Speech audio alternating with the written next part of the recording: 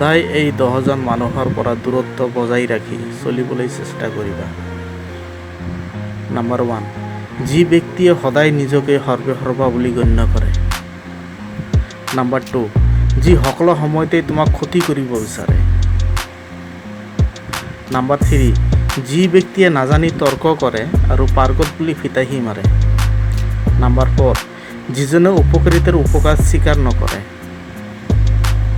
Number 5, যিজনে সকলো সময়তে অন্যৰ আগত তোমাক সৰু বনাব খোজে। নাম্বাৰ 6, যিয়ে বন্ধুত্বৰ সুযোগ লৈ তোমাৰ পৰিয়ালৰ ক্ষতি কৰিব বিচাৰে।